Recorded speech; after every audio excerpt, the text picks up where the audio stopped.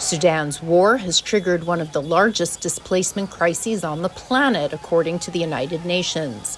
It broke out in April 2023 between two rival generals and has pushed internal displacement to nearly 10 million people and driven 2 million more to seek safety in neighboring countries.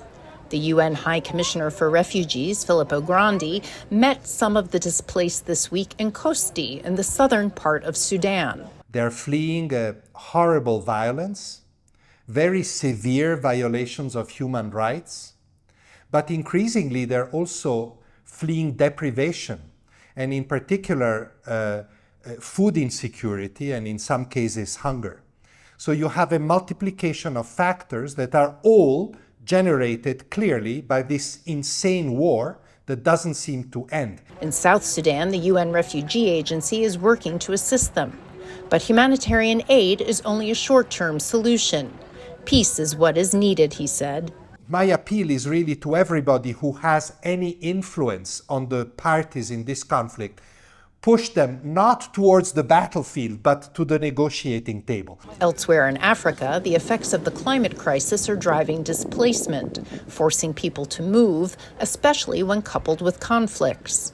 And there, what happens is that climate becomes a cause of conflict. It deprives very poor communities living together of basic resources, water, for example.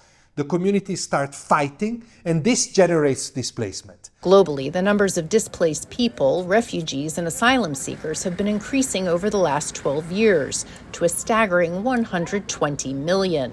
Ukraine, Syria, and Afghanistan account for just over half of all forcibly displaced persons. This tragic progression will just continue if at least some of these conflicts are not resolved and the conditions for people to return, which is still the best solution, are not created. This is the big challenge.